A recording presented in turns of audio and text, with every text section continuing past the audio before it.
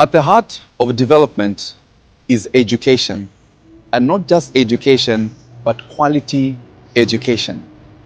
Zambia has many teachers that are teaching both in the private sector and in the public sector. Today we are privileged to be at the Teaching Council of Zambia, and we're going to have a conversation with the man at the helm of the commission. Are you an educator, a school leader, a principal, or a policymaker? This episode is for you. Now, join me as we talk to the Registrar of the Teaching Council of Zambia. Come with me.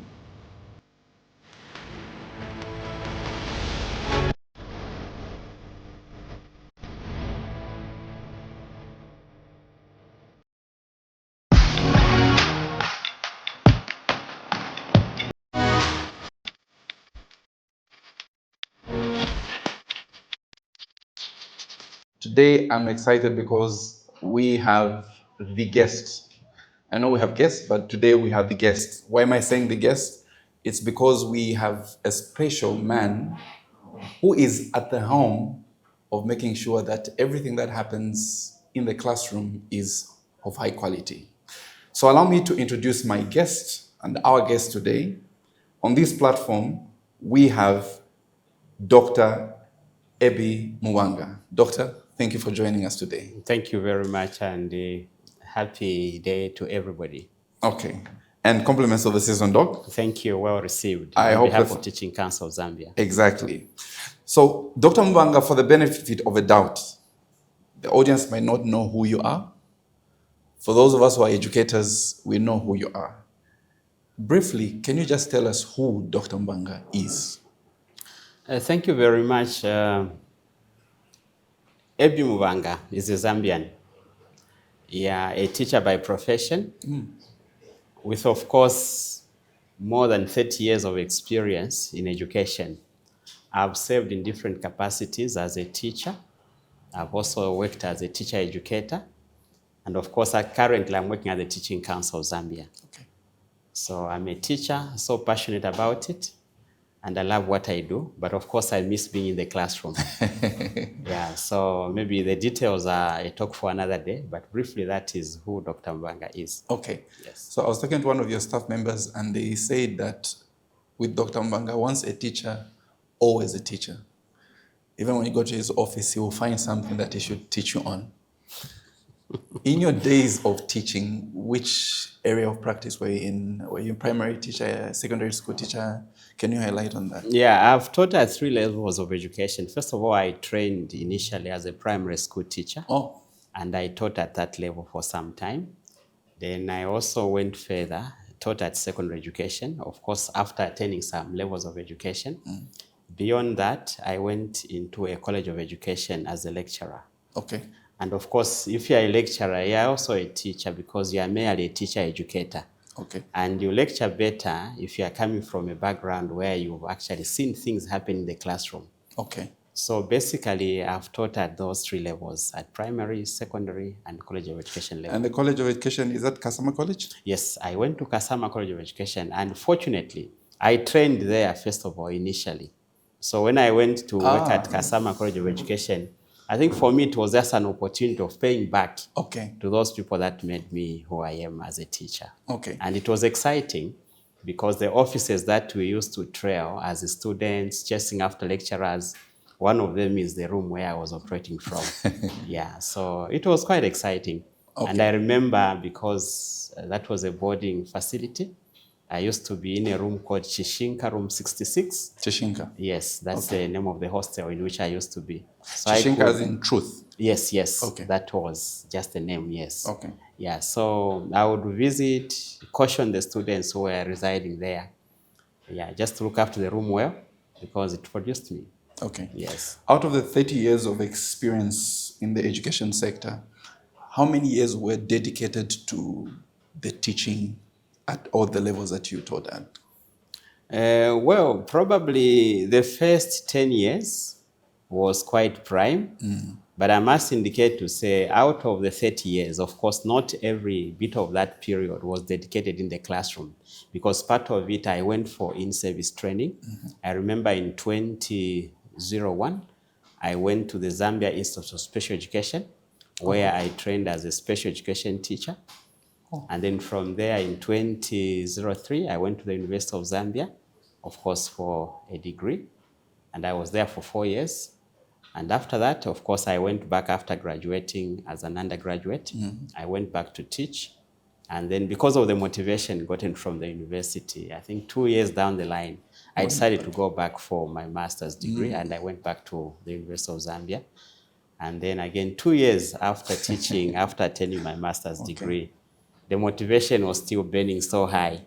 So every 2 years you step back into the classroom. Yes. But the goodness was, I think I would first of all go and practice what was learned earlier, and then decide to go back. Because you see, if you stay for a long time after you've attained a certain qualification, sometimes the motivation goes low. True. And you may not be interested to go back. Yeah, but again, it's important to practice what you have attained.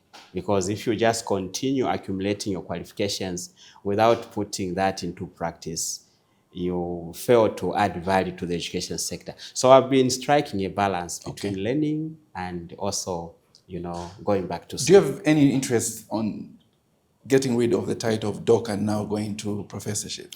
It's not a question of getting rid of it. After all, professors are doctors. Yes. Yeah, because you only become a professor after you engage in a number of research. Yes. And then you publish your research findings, and then definitely that title comes. Okay. But it's a product of time, and you have to be dedicated to that. But I must be honest with you, Mr. Banda, the work at the Teaching Council of Zambia has not been easy. It's quite time-taxing.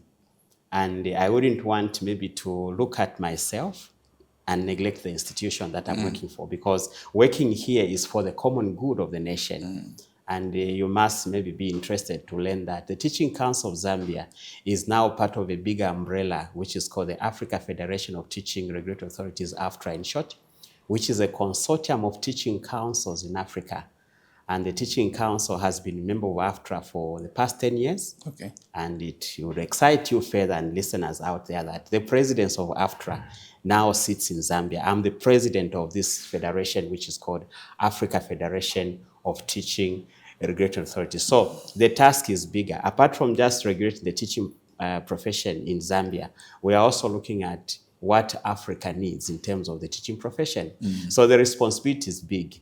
And that said, of course, if I'm to go into research to look for the professorship, certain duties will suffer. Yeah, but again, I should also just maybe care about myself, because I need to grow professionally. Yeah, because not a question of just remaining stagnant. I think I need to look at that. So it's a question of time. It's a question of time, but I'm not in a hurry. Okay. Yes. Congratulations for the presidency that you are housing for the Zambia as a country. I think that's a big plus. Thank you. Now, talking about the Teaching Council, I believe that is why we are here. Yes. 13 years ago, I joined the teaching in mainstream. I was in the private, then I joined the government. And you will find that over the years, we have the establishment of Teaching Council of Zambia. And then there's also the Teaching Service Commission. Can you speak to the mandate and the establishment of the Teaching Council of Zambia for us to fully understand? Yes, thank you very much. In fact, probably I can take you back in history. If you look at the establishment of the Teaching Council of Zambia, yes, this institution is a creature of the Teaching Profession Act number 5 of 2013. But the conversation started earlier than 2013. If you read the Education Act, yes, of 1996 on page 120, it would talk about, it would talk about the establishment of a teacher accreditation board. But if you look at the functions that are spelled out in the Education Act, those functions which are very equal or equivalent to what the Teaching Council of Zambia actually does. If you go further, if you read Focus on Learning of 1992, there is a part which talks about the establishment of a teacher regulatory body, because I think it is argued that in Zambia, there is a very strong labor movement, but there's no body that regulates the teaching profession compared to other professions. So people have been comparing and contrasting. So for people that thought about the establishment of the Teaching Council of Zambia, they saw the need to regulate the teaching profession because I think motivated by the role that education plays in national and human development, people thought it was necessary. Of course, if we look around, we are able to see other professions under regulation, medicine, law, accountancy, and so on and so forth. So those have been regulated, I think, much earlier than the teaching profession. So this was a gap. And I'm sure you and I went to college or school where we learned whether teaching was a profession or not. It was quite a big assignment where they would ask students to argue and qualify, Yes. Because you can only say, an occupation is regulated or is a profession if it has a regulator, Yes. it has the code of conduct, and then entry is strict. But previously, if you look at who went to do teaching, anyone, if they completed grade 12, they would be ushered into, teaching, especially in the private sector, which was not supposed to be the case. Because by so doing, we were not protecting the interests of learners. Yeah, so the regulation of the teaching profession is motivated by the fact that we need to protect the profession, first of all. We also need to protect the learners. We also need to protect public interest, because not anyone should stand in front of learners and interface with learners. Teaching is more than that. Okay. And as a teacher, you only give what you have. Of course, you have the content, but how do you deliver the content? There should be methods, and these are the things that make a teacher. So the Teaching Council of Zambia was basically established after the enactment of the Teaching Profession Act, number 5 of 2013. And the stakeholders sat to debate over time. So for us, we are not even there. But most importantly, the teacher unions were quite prominent in wanting to have a regulator, which is the teaching profession, the Teaching Council of Zambia. So in 2013, the law was enacted. 2014, towards the end, we were identified from within the ministry. Of course, a number of staff were identified from the ministry, and then we were attached. So starting from 2015, we were not operating from here. We were at Mungwi Road, government stores. Some government people, stores, yes, could have there was visited an outlet, that place. just Yes. Mondin. Yes, Just Mondin came later, but yes. of course initially we started Government from stores. government stores, and that was the former Lusaka Deb's office, because we are under the Ministry of Education. Yes. So at the point of commencement of our operations, that space was vacant, and government thought that is where we could start from. We were far away from the CBD. Sometimes if they call you for a meeting at the Ministry of Education, well, we counted that as home, yes. But we had a desire, we had a vision to say we needed a place called home. And Teacher House was actually in our thoughts to say we needed something decent enough, and then within catchment area where teachers can easily, get to us and then find a lot of space around. So there was this vision about the Teaching Council of Zambia. Yeah, so teacher unions, other stakeholders thought about the need to have the council, and definitely the council became operational. Okay. Yeah, but I must indicate to say, before the council was established, some people may wish to understand to say there was another institution, which is called the Teaching Service Commission, yes. which is still there. And the two bodies are separate, because some people think the Teaching Council of Zambia and the Teaching Service Commission are one and the same institution. No, we are different, and the mandates are different, the establishments are different. But we are stakeholders, we complement one another, because we all go for the teaching profession. And because of that, the Teaching Council of Zambia is a regulator. We regulate all teachers, whether from the private sector or from the public sector. Yes, we regulate. How do we regulate? We want to ensure that when we register or license someone must be qualified. And when they are employed, they are professional. So that's how we do it. And should they do on the contrary, we have the rights to actually revoke their authority to teach and stand in front of learners. On the other hand, the Teaching Service Commission is the employer. They employ teachers in the public sector. So for us, we deal with all teachers from both the private and public, but the Teaching Service Commission is mandated to look after the affairs of teachers in the public sector.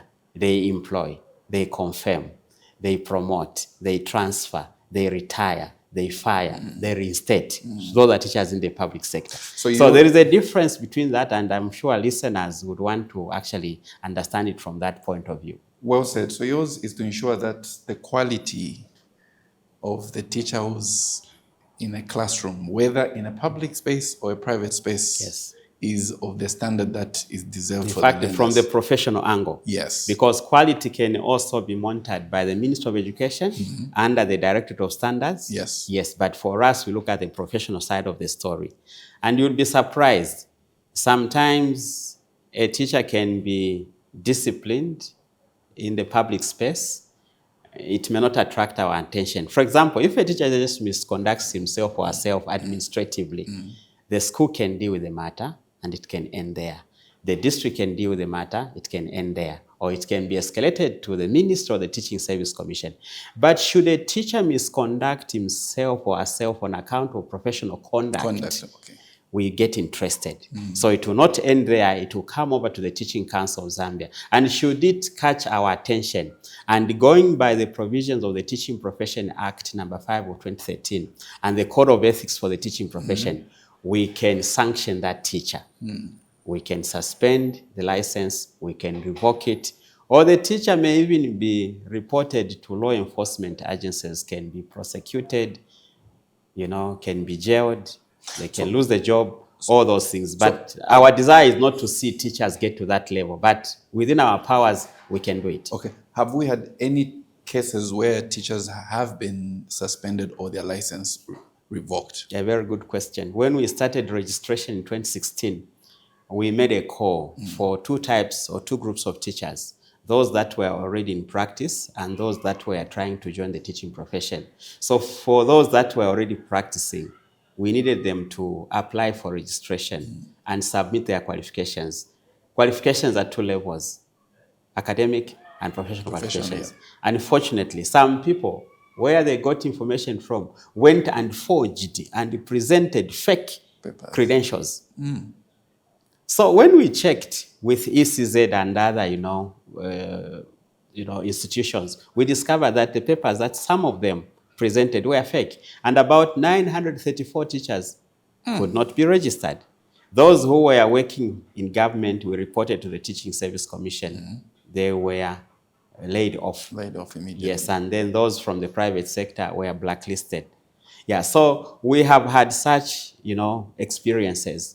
And once we do it that way, a teacher cannot find employment even outside the country. By the way, I mentioned that we are part of the AFTRA, group, which looks at affairs of the teaching profession in Africa. So we also interface and network with other, regulatory agencies in other countries. For example, if a Zambian teacher messes up in Zambia, they can't find teaching space in South Africa, and the other way around. Okay. So we are trying just to make sure that we reinforce the teaching profession. And by so doing, definitely, our Zambian learners who deserve good teachers will be given the best education ever.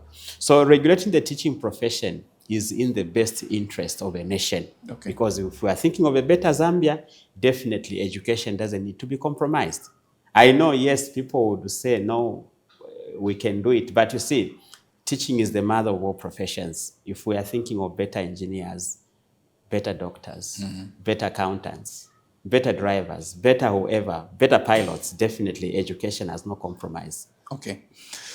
On the matter of regulation, if a practicing teacher violates the Child Code Act, in that maybe they sexually abuse a learner, can a school, a parent, or anybody report such a case to the council? And is the council open to receive such cases to revoke? Unlike moving one teacher, you fire them from this, then they get another job.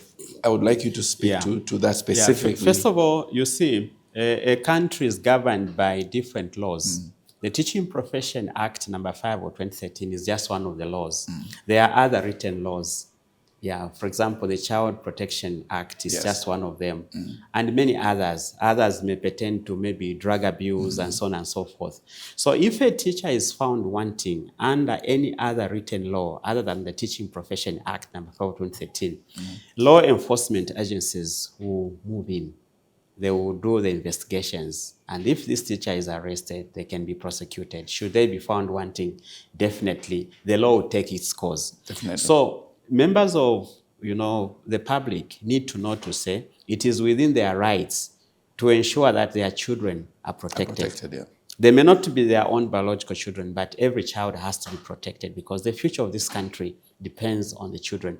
And teachers are the custodians, of the children's welfare. Because a teacher in the classroom, of course, is an educator. The teacher is a parent. Yeah. The teacher is a friend. The teacher is a counselor. The teacher is an advocate. But most importantly, the teacher should be a role model. So if we are thinking of laws in Zambia, definitely the teacher safeguards or protects these laws beyond what pertains to what they do in the classroom. So people can still report to any law enforcement agencies, but should maybe they come to the Teaching Council of Zambia, we are going to weigh. We may not deal with the matter as it may be reported. We can guide them where else to go. At the moment, schools have, provisions which protect children, like under GBV, for instance. Schools have, I think, structures that deal with such matters. So if they can't report to a school, they can report to the council, they can report to the ministry, they can report to the Teaching Service Commission. Yes, but what is important again is not to be alarmists, where even without maybe any clear information, a teacher is reported.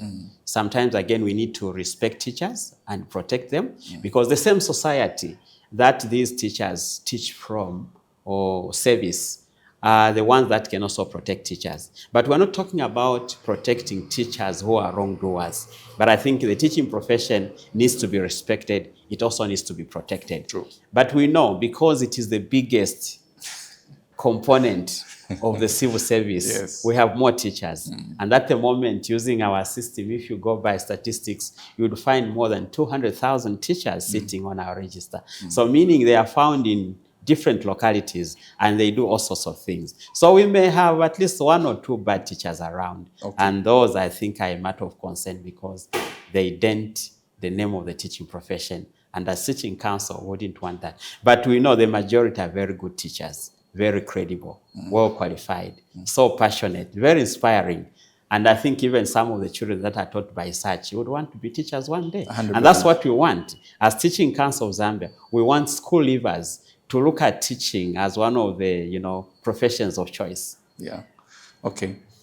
10 years down the line, the Teaching Council has seen tremendous progress. And if I'm not mistaken, this year marks you're celebrating the 10 years anniversary. Yes. Let's talk about how this journey has been. What have been the most challenging years or experiences you've had, and what have been the achievements? I'm sitting in a very beautiful office. If I remember the time I came to your office that side, I'm sure there are people that have wanted to take certain places now that you're in this beautiful place. Can you speak to the 10 years? What have been the major achievements? But I just don't want to talk about achievements. Can we also maybe talk about what have been the challenges as we speak on the milestones that the council has achieved? It's a combination, definitely. In fact, I like the way you put it because we cannot just talk about the achievements. It hasn't been easy. First of all, development is a process. Some people may not understand and appreciate it. First of all, to set up an institution with this type of a mandate to look at issues of teachers from across the country has not been easy. So the 10-year journey has not been easy at all. Yes, I know there have been moments where it looks a bit exciting. Sometimes the excitement could be artificial. If you look at the depth of it, it's something on the contrary. So the 10-year period for me, I think having seen this institution from inception has been quite eventful. And it calls for a lot of dedication, a lot of self-motivation, a lot of courage to make sure that things just move as they have moved. Okay. First of all, I remember when we began executing the mandate of this institution, the Minister of Education gave us on one document, the Teaching Profession Act number 5 of 2013. It was the act. But you see, the way these institutions work, statutory bodies or regulatory bodies, you don't just need an act. You need guidelines. You need schedules. You need manuals. You need forms. You need other reference documents for you to just be able to execute the mandate given to you. Now, there has been no teaching council in this country. So where do we get that information from? So to develop just those additional, regulations to the act was a process, not an easy one. And we could not do it because this is a specialized kind of assignment. The Minister of Justice has to come in. Stakeholders have to come in. So it was a product of time which took us almost 1 year. We became operational in 2015, but I think from 2015 to around 2017, we were trying to look at how best we can develop operational documents for us to take off. This was not easy. Remember, the institution was just emerging for the first time, so it was news in the ears of teachers. Yes, they could have read about the teaching profession from theory from colleges and universities, but they have never seen a teaching council or the teaching profession under regulation. So advocacy, just to make sure that you popularize this institution, which is not yet visible, was not easy. Okay. It wasn't easy. Did we as teachers accept it? This is what I'm saying. Of course, some of them, yes, I'm happy. The old teachers, those that have seen things happen, were able to understand and accept, but others were so skeptical, especially the new generation. It was something else.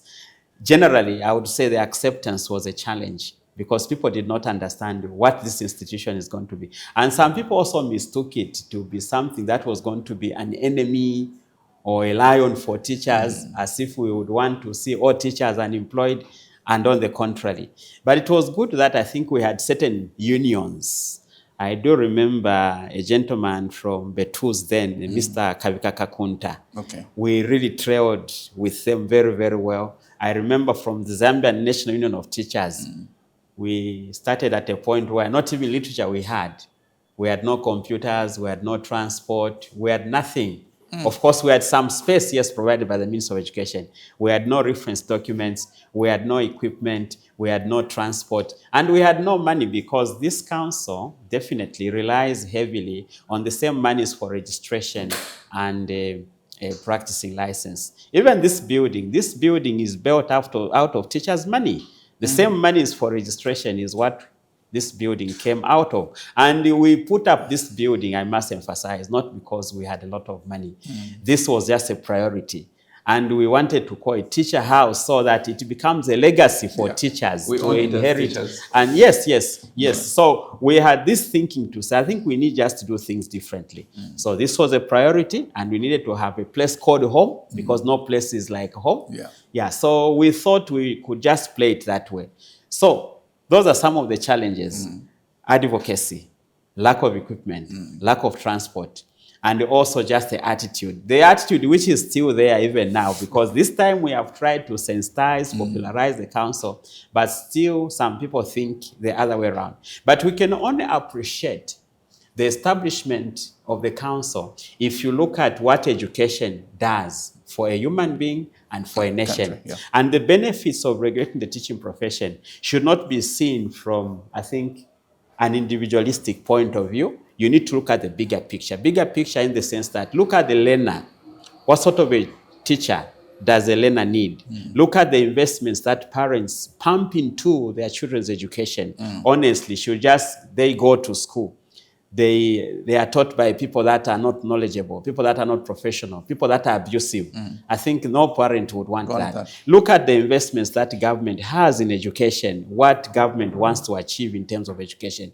So definitely, if you look at it from that bigger picture, one can appreciate why the teaching profession has to be regulated. But for us, because we have a law in place, we want to be consistent. And because we are not the only profession under regulation in this country, we want to compare. And because we are not the only teaching profession under regulation in the African continent, we also want to borrow from others. So these things are happening within Africa and also among other professions, like lawyers are regulated, accountants are regulated, nurses are regulated, doctors are regulated, engineers are regulated, human resource practitioners are regulated. What about the teaching profession? Where all these people come from? Definitely, we are even late. All things being equal, my desire could have been we should have started in at independence. At independence, when we just become independent, the Teaching Council of Zambia is set up. So is it safe to say that from the time we had our first Education Act,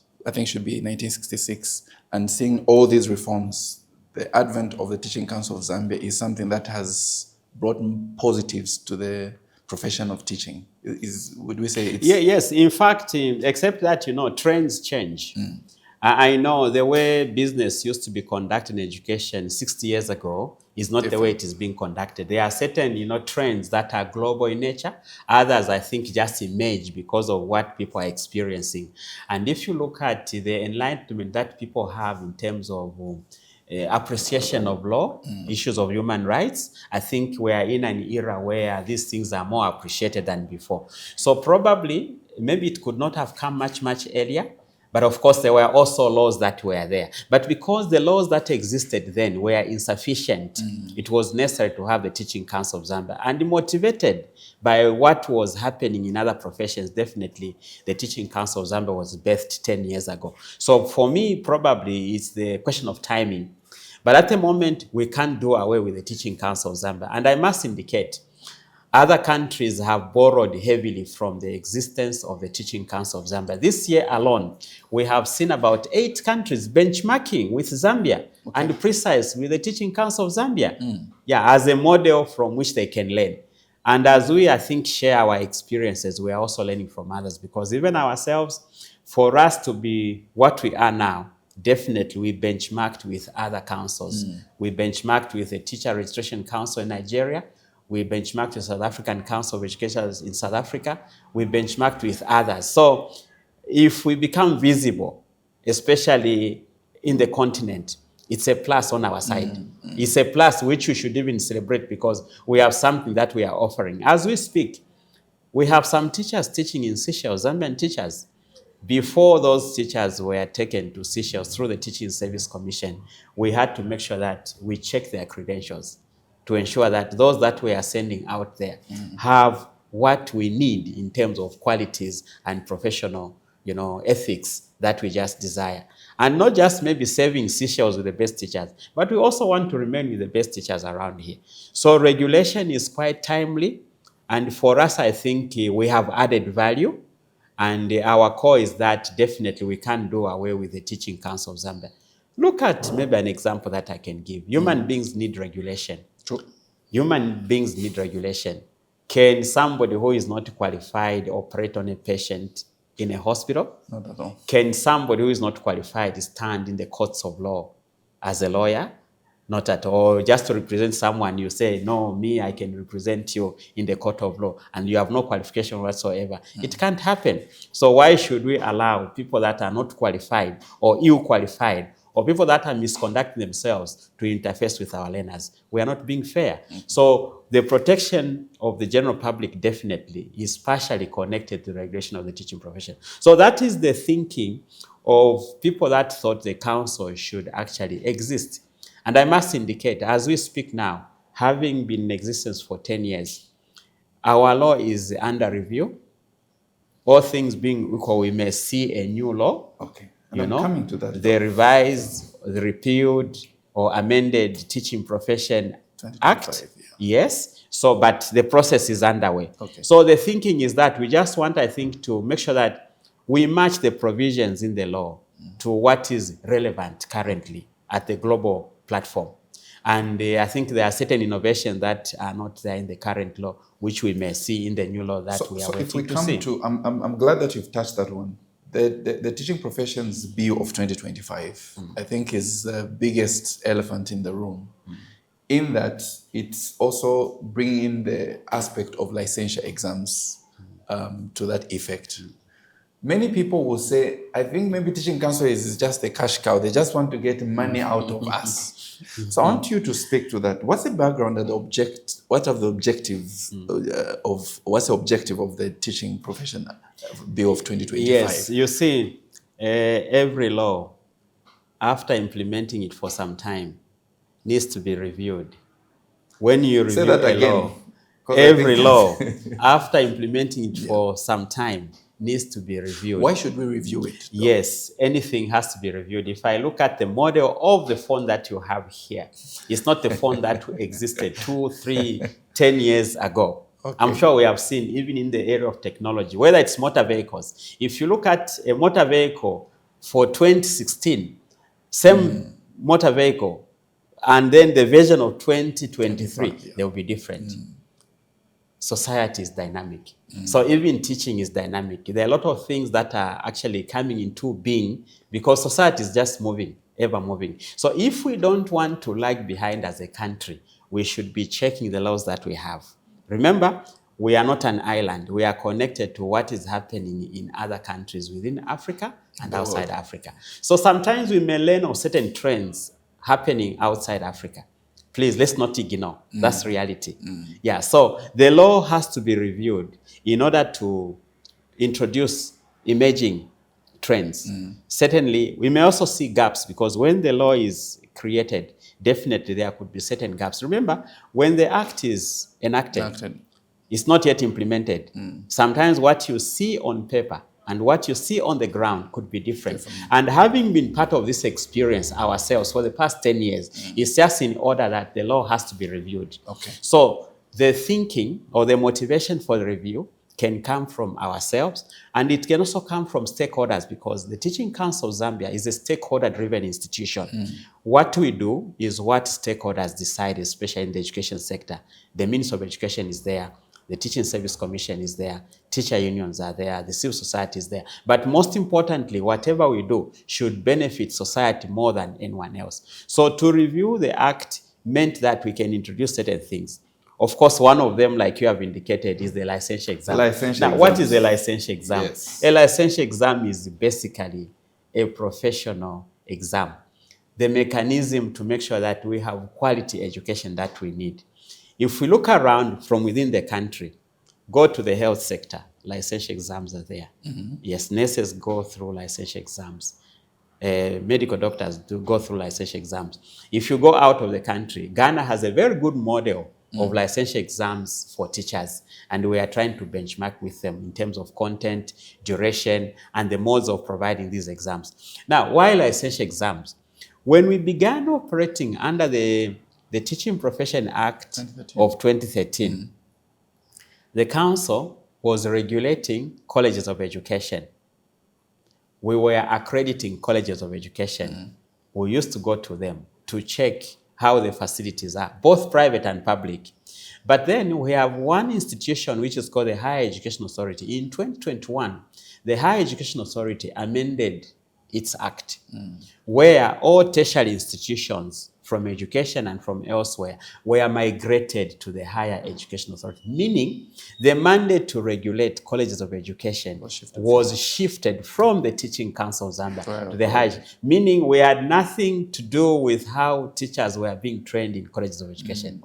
Now, that aside and that respected, we also have to put in now other mechanisms. Not that we are doubting what is happening in the training institutions, but what we do is that we just want to provide further checks so that we are consistent with what is happening. So the motivation for the introduction of licensure exams is that, one, the council does not regulate teacher education at the moment. Teacher education, whether from within the country or from outside the country, is being done by other institutions. So that is one reason. Secondly, we just want to be sure we have so many teachers, especially private training institutions from within Zambia and from outside Zambia. Sometimes how they train teachers may not be for a genuine cause. They may be more interested in numbers, how many graduates they enroll, and how many exit without looking at the quality. So licensure exams are meant to protect the quality of teachers that we are receiving. In fact, this is a barrier, or it is a point where we shall screen, check, confirm, agree, allow others to proceed, whether to be registered in order to be employed or not. Because licensure exam basically is just a check, just for quality assurance. So this is just one of the mechanisms to add on how best we can be sure to say, yes, these teachers are better trained, these are better. Apart from that, we have seen situations where some people maybe graduate, they stay 10 years without being employed. And then government graciously makes this call, and then all of them apply. Are you sure the person who trained 10 years ago is as sharp and as informed as they were if they were to be employed a year or less later? On the contrary. So we also want to make sure that, you see, we remind people to remain in check. And also for training institutions, we don't want training institutions to relax. They should know to say there is a barrier somewhere. So how they train their teachers matters most. So there are all these reasons that I think led to the proposal for the introduction of licensure exams. But we shall talk about licensure exams in detail when the law is there, because we are going to now look at the modalities of how they shall be implemented. It's like you're reading my mind, because I wanted to ask, how much are people going to pay? No. And these are the questions that you ask. Stakeholders will determine. How much is it? We are going to benchmark. Stakeholders will be called. We shall set up the guidelines together so that we know the frequency, first of all, because they may not be conducted once, for example, in a year. We shall be looking at, we are thinking to say, when we know that we have an intake of graduates on the market, we need to provide for licensure exams so that we don't frustrate people. Immediately qualify from the training institution, licensure exam should be there. Then the modalities, whether they will be online or manual, those things we shall look at the modalities. Okay. Or we can do a hybrid where some people can, have them online, others can have them manually or centrally. But of course, we shall look at how easy it will be for us to manage them. And then also, how many times can somebody attempt to sit for licensure exam? Because maybe the first attempt, one may not make it.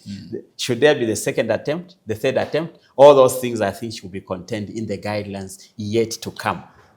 So I know you've mentioned that the guidelines will give us the details. Yes. Looking at a country like Zambia, which houses different curriculums that are housed in different institutions, we do have expatriates who come to teach in Zambia. Yes. I know that they have a license category that they give for foreign nationals. So will the licensure exams also apply to them? If yes, who is going to determine the standard to which they will be assessed on? Like I've said, we are not the first country to introduce licensure exams for teachers. We have models on the continent which are doing very well. Ghana is one of them. And I think we also have institutions that are more experienced, and we are also confident that we have other stakeholder institutions around, and those are the things that we are going to agree on. Okay. Looking at the bill, if you were to speak to what it intends to achieve once it's enacted into law, what would that one thing be? First of all, it's just all about enhancing how the teaching profession is being regulated, because to regulate a profession like teaching, just like another profession, definitely you have to have a law. And the law is the basis. So if you see some inadequacies in the law, those need to be polished up. Okay. So for us, we just want to look at a situation where the teaching profession is better regulated. Better regulated from the regulator standpoint, better regulated from the regulated standpoint, so that we strike a balance. Yes, and this is a win-win situation. For example, we are proposing that the renewal period for the practicing license be reduced from 3 years to 1 year, and that has no financial implications whatsoever. Yes, and these are some of the submissions which came from stakeholders. So some of the things that are contained, yes, quite all right, we were the ones that were driving this bill. But I think the input was coming from stakeholders. We could pay attention, to stakeholders for feedback, so that this is informed by what people want. So we are not looking at ourselves to say it should just benefit us. So we want, I think, to regulate the teaching profession, if the new law is passed, in a very enhanced manner, and then not in a backward manner, in a manner, I think, that suits international best practices. Remember, Zambia is part of the international, we're living in a global... Yes. Yeah. So what we do should be comparable to what is happening at the global market. And Zambia is also part of the African Union. We have a lot of frameworks under the African Union. For example, one of them is the Teacher Mobility Protocol. The Teacher Mobility Protocol looks at how best teachers can move from places where they have surplus teachers to places where they have less or no teachers. So if really we are to really take teachers to Seychelles and other countries that may need teachers, definitely we should have the regulatory framework that is comparable to what is desirable at the African Union point of view. If you read the agenda, the African Union Agenda 2063, definitely we want a certain Africa. So certain desires that are being proposed in this bill, if you read other acts from other countries, you would see that as if people just sat to draw these documents on the same table. Okay. So it is something that is in line with international best practices. And this is where we want to take the teaching profession. We want to package the teaching profession properly for this country. We also want to package it properly for the African continent and beyond. Okay. People have argued to say when you send Zambian students elsewhere, they excel. They excel honestly, very well. I don't want us to be talking about students in general. I want now us to shift the discussion to teachers to say, when you send Zambian teachers outside Zambia, they really shine. When you send them within Zambia, they shine. Whether in the private sector, public sector, they just shine. So that is the kind of teacher that we want to see as a council. Okay. Doc, as we wrap up, how has the CPD initiative in terms of credit points worked so far? Yes. CPD, continuing professional development. Yes. Let me tell you, for you and I to be alive, we need to eat. Okay? And people talk about eating breakfast, lunch, supper, sometimes even some refreshments in between, a fruit, a balanced diet. If we talk about professional growth, it's just critical. Because of so many changes taking place in this world, definitely teachers have to grow professionally. And you know, for teachers, it's quite challenging. If a teacher chooses never to be growing professionally, they will be challenged. True. Sometimes our learners are so sharp. So sharp. This is not a generation to play with if you want to become a teacher. If you want to become a teacher, check your audience. Who are your learners? Check your colleagues. Check the expectations of society. So how would you just mobilize yourself mentally? So when we talk about continuing professional development specifically for teachers, we are looking at making teachers ready and relevant to deliver according to expectations. And like I said, a teacher only gives what he or she knows. You need to know the content. But for you to give out that content, you should have the methodology. Pedagogy. But again, the pedagogy keeps changing from time to time. For example, this time around, if you go in certain classrooms, you may not find the black chalkboards. They are not there. You may find maybe the whiteboards, or you may find just the beamer. Yes. So please, as a teacher, how do you fit into this kind of a scenario? So when we talk about CPD, we just want to prepare teachers, not really to tell them the wrong stuff, but just to tell them to say society is changing and change is part of us. And if you don't, for example, when you talk about AI and so on and so forth, all these are emerging issues which are quite topical. Even when international leaders meet, they will discuss these matters with a lot of passion and commitment. So if we want our Zambian teachers to shine, CPD is part of it. For us, we are looking at a CPD model which looks at school-based CPD, meaning there's a lot of growth that can take place at school level. Professional meetings can be held at school level, maybe once per week. Other meetings can take place at the Teachers Resource Center or district.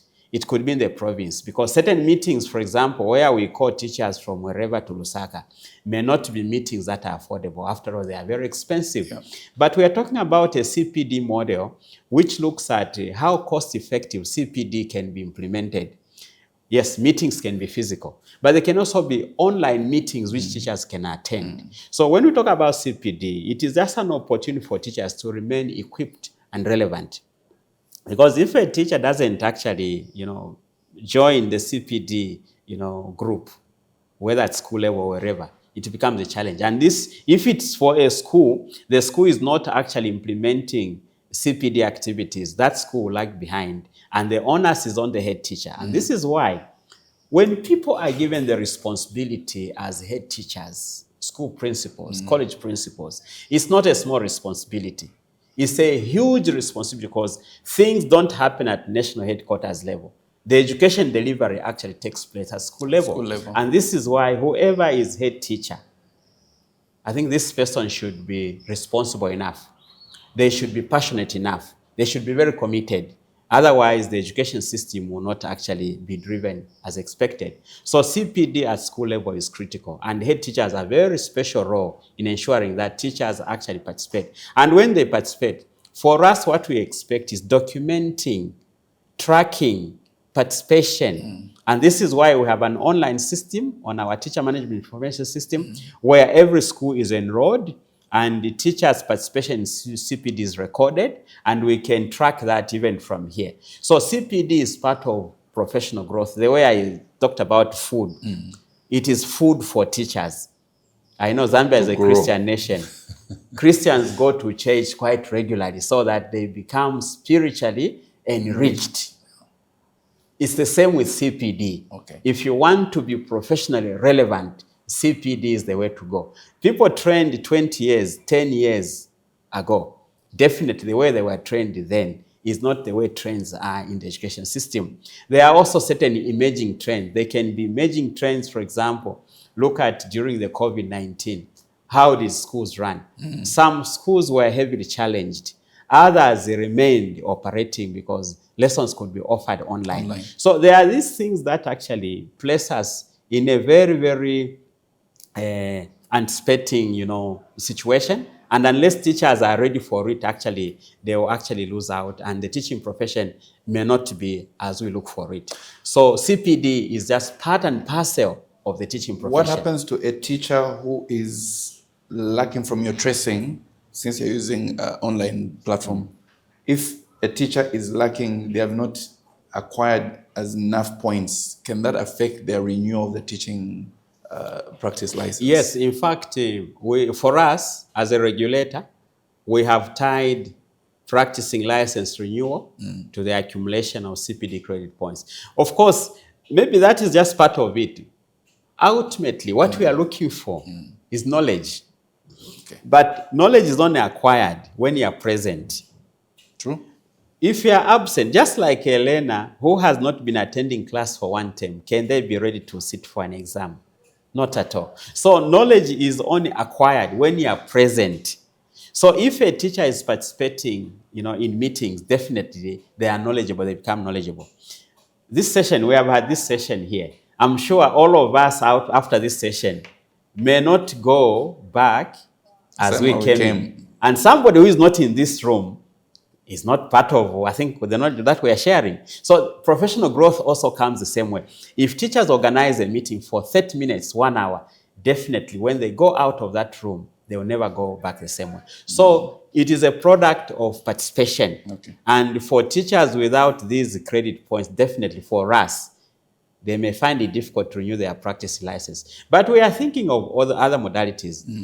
There are reasons why somebody may not have the acquired or required credit points. We'll look at the reason. For example, if somebody was sick, would exempt them. But we can also provide for them to maybe do some short online course so that they cover up. So there are all these modalities. But the goodness is, if schools are busy with CPD, which usually takes place once per week, I think nobody would fail to get the required credit points. And then also we are encouraging the Teaching Service Commission, probably, and other employers, if they are to promote a teacher or teachers, can they look at certain parameters? One of them is professional growth, qualification, length of service. Most importantly, attitude. Some people may be well qualified, well experienced, they have been around in the system for some time, but they have a negative attitude. Why is that important? Attitude makes a difference. Why is that important? And I want you to speak because you are a seasoned educator. There are young people, the 30,000 that were employed and many others. Why is attitude important in the teaching profession? Attitude is important. Attitude can be compared to packaging. Somebody can really have this nice product. If it's poorly packaged, it will never be bought. But again, we're not just talking about packaging handsomely from outside. The contents are messy. So we're talking about a combination of having a very good content, well packaged. So your attitude, and the attitude is measured by consistency. It's not something that you can just show off overnight. The next day, you are not yourself. So if we really want to value or evaluate a teacher as somebody who has a positive attitude, we look at the consistency. And then the results will also tell. Sure. And it's not me to talk about the attitude. I'm sure I can talk about it, but I think more from people that are looking at it and also benefiting from it. So the attitude of teachers towards education is critical. How do they manage time? How do they prepare the lessons? How do they present the lessons? Because you can prepare the lesson and fail to present it. And then how do they manage learners? Because learners are never the same. If you are taking a class of 40, you are dealing with 40 different individuals. They learn at different times. Motivation levels are different. They are coming from different family backgrounds. So a teacher should really understand their learners. In fact, before you start teaching as a teacher, you must learn your learners. And learning doesn't end. We learn a lot from learners. We learn from colleagues. We learn from literature. We learn from online platforms and so on and so forth. And this is why, somebody to be called a teacher, they should have a ready mindset. A mindset that is ever growing. Or else, if you just sleep, 1 month, you are not there. 2 months, you are not there. You are not just part of the teaching profession. And this is why the Teaching Council of Zambia really wants to keep reminding teachers and remind other players in the education sector to say, we can do better as a country. And this is the value that the Teaching Council of Zambia wants to add to education. Okay. And once we are supported, I think we can do more. In the last 10 years, yes, we have done what we have done because of the support from government, players like the teacher unions, and other people, including media, because media helps us to get to places where we cannot go. So when we talk about these matters, please, they are being discussed in the best interest of the country. If we are thinking of a better Zambia 10, 20 years from now, please, education should not be compromised. And this is the jealous that the Teaching Council of Zambia has. And we don't want anyone who compromises their conduct as professionals to get anywhere closer to the classroom. We want our Zambian children to be given the best. We want parents to appreciate what education can offer for their children, their families, their communities, and the nation. We want also government to achieve what they may achieve, because only when we have qualified personnel will we be able to, achieve. And it starts with the teaching profession, because the teaching profession, participate in what is happening elsewhere. If you go to a bank, you look at this banker with a negative attitude, point to education. Maybe the teacher never motivated this person properly. If you look at, maybe you go to church, you find this person is failing to write notes properly for the pastor. Point it to the teaching profession. So education has interest and shares in all what is happening around. So education really has to be guarded. If you look at the streets, we see the junkies. Please, those individuals, if they were in education, they could not be in that space and they could do better. So the way we talk to each other, the way we conduct ourselves, and the way we just, I think, run business generally has to, reflect the type of education that we have. And definitely, we can showcase this from within the country and also from outside. And in Zambia, I think we have a lot of opportunities. We can do better. And this is what the council stands for. 10 years, yes, we are 10 years old. The institution is, established. That one we can confirm. The institution is established. But it needs, of course, to stabilize and grow. But most importantly, we want to, add some value so that the type of teachers that we have, how do they dress like? How do they write? How do they present themselves? What is the teacher conduct? And then how are they influencing the learners? What do learners say about teachers? What about society? How exciting is it? How are they looking after infrastructure? Generally, all these things reflect a teacher. So a teacher is a mirror. So a teacher, an educator at the center of the human capital that the country like Zambia has. Looking at the future of the Zambian education, we have a new curriculum, many reforms are happening. If we look ahead, in the words of Dr. Ebby Mubanda and the Teaching Council of Zambia, what skills and attitudes and competences must today's teacher develop? Thank you. If there's a young person who wants to be a teacher and they're hearing your voice, what are the skills, the competences, the attitudes, and the values should that teacher develop to remain relevant to the agenda that we have as a country with regards to education? There are certain human skills that we just need First of all, a teacher should influence a learner because education should be impactful.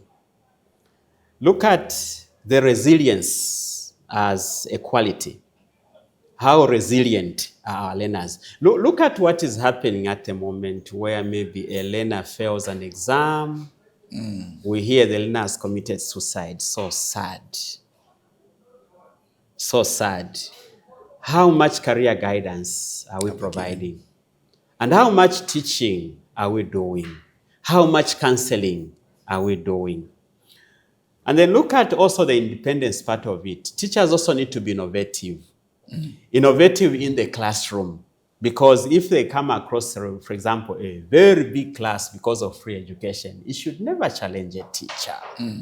An eclectic teacher should look for the right methods to teach a huge class. Here is a group given to me, people that have not been in school for the past 1 year because of COVID-19. When you come across this, they're supposed to be grade 5, but they're operating like grade 3s. Innovation. Groups of teachers, they can, be trained. If you look at the same curriculum that we talked about, probably the teacher education curriculum, and maybe I can escalate it, apart from just the teacher education curriculum being lacking, probably tertiary education curriculum is lacking on certain aspect, which is national patriotism. Whatever you go to do into the classroom, please, you should have the national interest. I'm not reporting to class to teach for my own interests, but I think it's for the interest of the nation.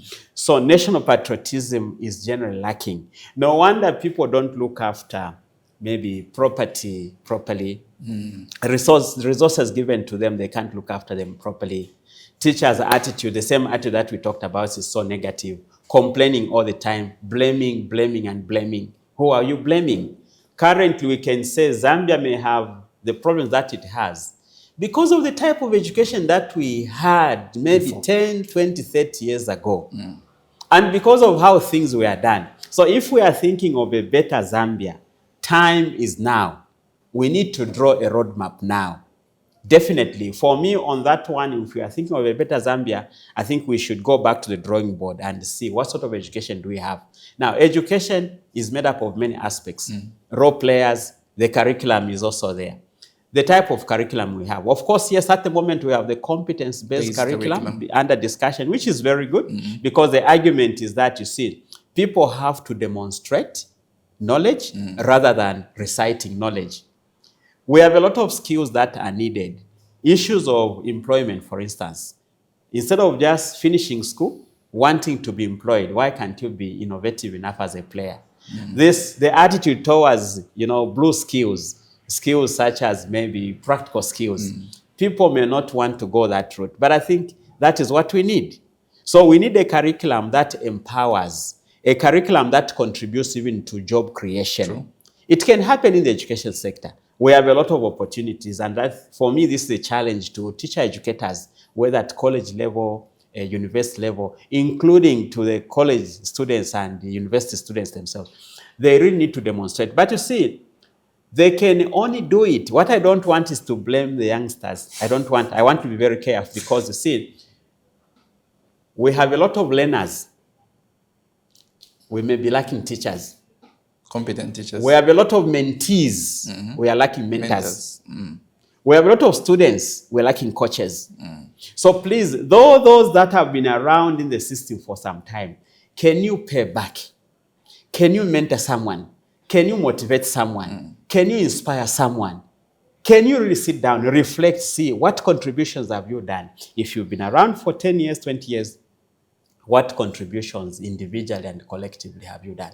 If you are an institution, a school, what can you account for in the past 10 years? If you've been maybe a head teacher for 20 years, what have you done throughout that period? And this is where we want to actually inspire ourselves as Teaching Council of Zambia. If we say we've been a regulator for 10 years, what have we contributed? Of course, what we can say, the education sector is under regulation. we cannot see people that are not qualified to be anywhere closer to the learner. And we don't want teachers that are not professional in their conduct. We want to see people, only those that are competently qualified to be learning. And this is why when we do registration, even when we talk about CPD, all these things are just trying to look at what sort of a teacher should we have. Yes. So the older a teacher becomes, we have a lot of expectations. And then we have a mixed breed. We have the older teachers, the middle-aged teachers, and the younger teachers. Yes. Young teachers have a lot to offer.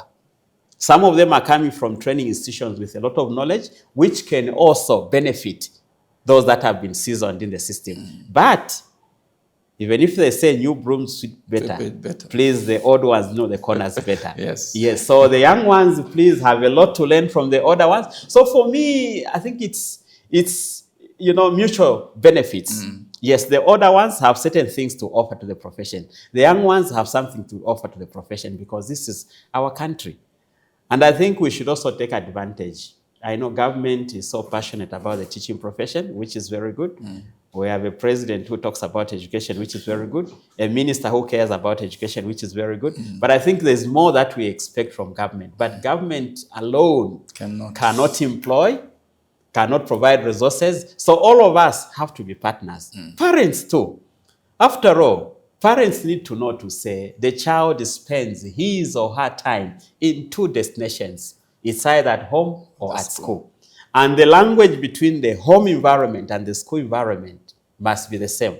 By the way, this is a very passionate, discussion because this was part of my PhD, research when I looked at issues of how the parent or the home environment can influence the learner's performance in the classroom. So these are things I think parents have to really support teachers. They should also respect them. In a busy world, teachers also find that balance. Yes, I'm very confident. I've seen certain parents that are so passionate about their children's education. They make sure that they supervise.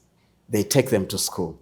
When homework is given, they give. When teachers recommend to say this child needs maybe extra support, it is rendered within the home or outside the home. I've seen that. But also, there are also busy parents. I'm sure you are not one of them. No, not. Who, they leave home very early. Children are asleep. When they get back home, they find children asleep. That's not parenting. Okay. That's not parenting. Parenting and education must move side by side because the teacher is just part of the equation. The parent is also on the part of the education. Parents, try sometimes to seek permission from your place of work to say, I'm not coming, I'm delaying because there is a meeting at school. That's a very good reason for delaying at the place of work. But again, don't use it as an excuse. Instead of going for work, you say you passed through school. I think it shouldn't be like that. But I'm just looking at how we can value education together. Parents, you are the first beneficiaries if this child does better at school. And also, the burden will be off your shoulder if your children are educated, they are empowered, and they are independent. They will also be relevant. They will be happy. Even the lifespan of our citizens will be actually expanded. Education cannot be compared to anything. That's why an educated relative is better than one who is not educated. Sorry to say that. No, An educated neighbor is better than one who is not educated. Because even when you talk about keeping the environment clean, you are going to appreciate these things in the same way. An educated, say, wife, if it's at home, is better than one who is not educated. Because if she's given maybe medicine at the hospital, she would know the right dosage.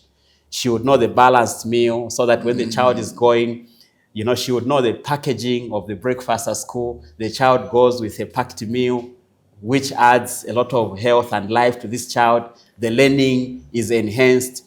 And then the educated woman at home, of course, they would know also how to assist the child in terms of homework and so on and so forth. But when I'm talking about education, I'm not just talking about schooling. Sometimes could be schooled but not educated, unfortunately. Unfortunately, yes. I've seen certain women, for instance, who have never gone high in school, but they really pay attention to issues of maybe a medication of children, keeping the environment clean, positive attitude, and so on and so forth. So education is beyond literacy, reading and writing. and we can discuss that, and I can qualify that. Okay, we'll make sure that we have you on another platform to qualify that. My last 2 questions, Doc. If you were to write a book this year, what title would it be? From zero to hero. From zero to hero. To hero. I already started writing it. You've already started writing. Please invite me when you are launching the book, unveiling it. Who's your favorite Zambian musician in terms of what we have? They are used in this room. I don't want to say. You don't want to say it. First of all, anyway, you caught me unprepared for that one. Well, but you do have one. I appreciate Zambian music. Hey.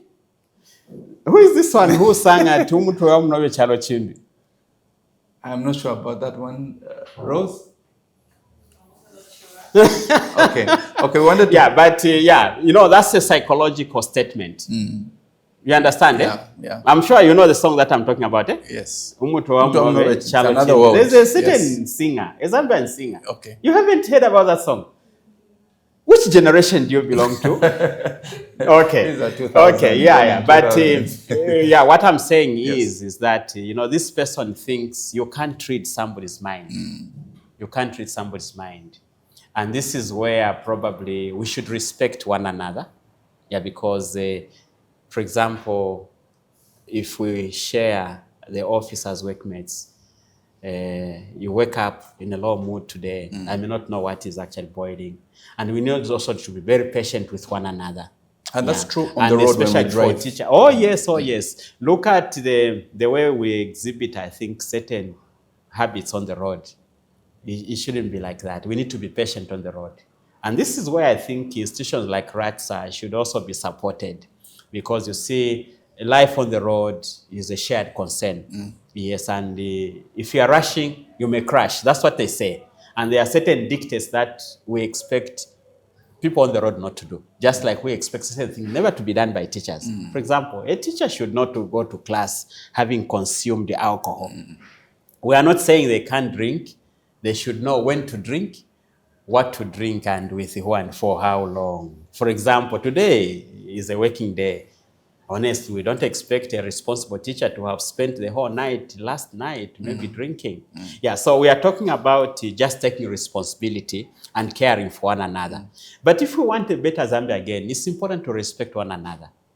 Respecting one another, very important. If you are a teacher, respect the learner. No matter how young they look, because all things being equal, that learner will be my president. True. That learner will be my accountant. That learner will be It's a question of time. It's a question of time. Of course, God gives life.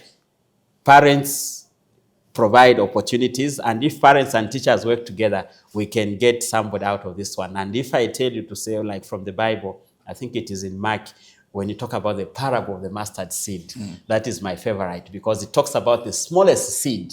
Given chance, given the support, it grows into a very big tree. And this is the factor that a human being has, because by creation, by the way, a human being is an achiever, not a failure. And a human being by creation is a very happy person, not a sad person.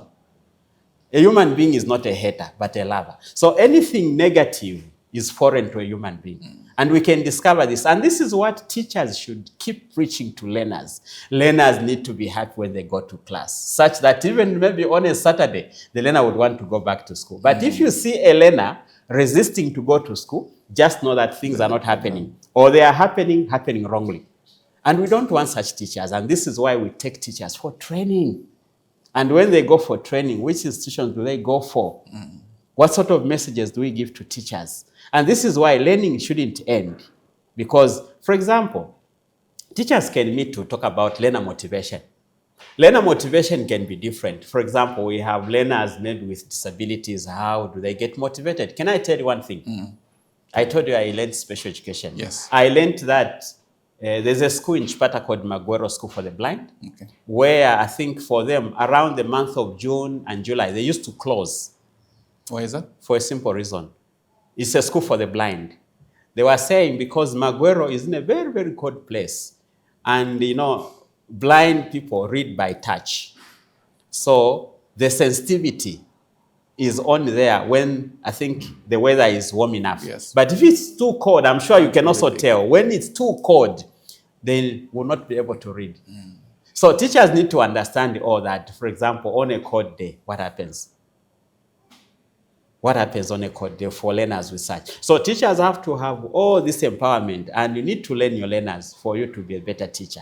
Okay. And we need to be sharing as professionals. Sometimes the sharing can go beyond the teaching as a profession. We can also bring in other professionals, say from the health sector, who can do maybe the screening. Is it the screening of the eyes? They talk about this. So it is multi-sectoral. Education cannot be run by an individual. And the Teaching Council of Zambia is one of the institutions, available in this country to propagate the education that we desire for this country. Dr. Ebby Mubanda, thank you very much for honoring us with your presence. Thank you very much. This has been one of my favorite interviews because I can see that you are a teacher by training, by profession, but I can feel you bubble with knowledge and wisdom. Thank you for honoring us. This is a platform where we unpack everything that has to do with education policy. And today we want to appreciate the work of the Teaching Council of Zambia in making sure that the quality of education being delivered in the classroom is beneficial to the nation and the agenda that we have as a country. Until next time, remember to like and subscribe to the channel. This is Andrew Banda signing out.